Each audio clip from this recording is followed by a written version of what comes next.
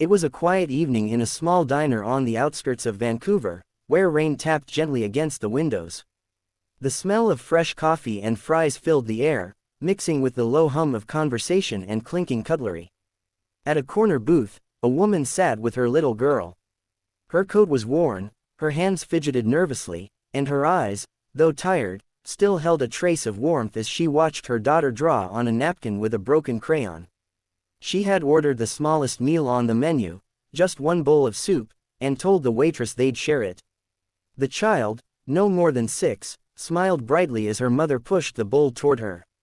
"Eat, sweetheart," the woman said softly, pretending she wasn't hungry. The girl nodded, taking small bites, her innocence shielding her from the truth that her mother hadn't eaten all day. At another table, a man in a crisp suit sat alone, finishing a large plate of steak and potatoes.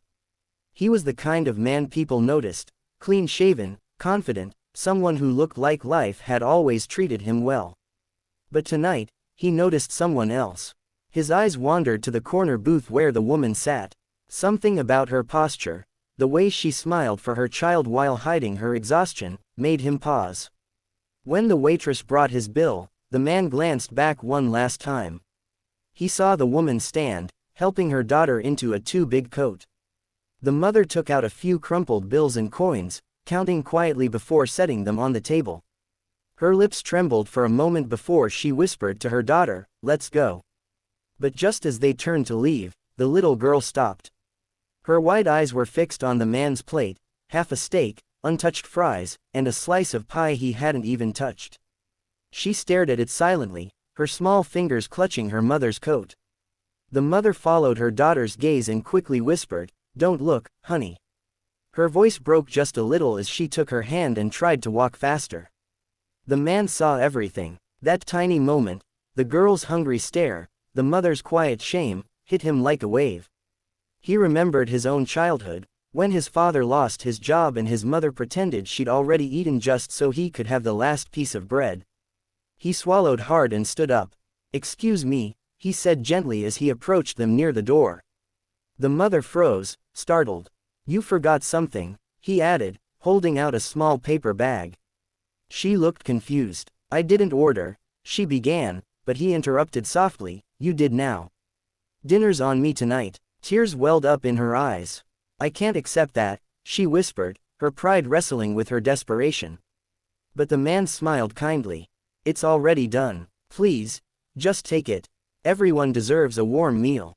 The little girl smiled shyly and took the bag from his hands. "Thank you," she said in a tiny voice. Her mother's lips trembled again as she whispered, "You don't know what this means to us." The man nodded. "I think I do." They left quietly, the mother wiping her eyes as they disappeared into the rain. The man returned to his table, feeling a strange warmth in his chest. For a moment, the world felt softer, less divided. Later that night, the woman and her daughter sat in their small apartment. They opened the bag and found not just food but also a folded napkin with a note inside. It said, "For you and your little one. Keep believing, things do get better." She read the note over and over, tears streaming down her cheeks. Her daughter, happy and full for the first time in days, fell asleep beside her. The woman sat in silence, staring at the flickering streetlight outside. The next morning, she woke up with something she hadn't felt in a long time, hope. She started making phone calls, applied for a job at a local bakery, and within a week, she got hired. It wasn't much, but it was a start. Every day after that, she carried that napkin in her purse as a reminder that kindness still existed, that strangers could change lives with one simple act. Months later, the man returned to that same diner. He was sitting in his usual corner when the waitress came by, smiling. "You won't believe who's been working here lately," she said, nodding toward the counter. He looked up, and there she was. The woman from that night, wearing a crisp apron, her hair neatly tied back, smiling as she served customers. Her little girl sat at a booth nearby, doing homework. Their eyes met, and for a moment, they just looked at each other, both remembering that rainy night. She walked over, holding a coffee pot, her eyes shining. "I never got to thank you properly," she said quietly. He smiled. "You just did." And as the rain began to fall again outside that little diner, both of them knew they'd never forget that night.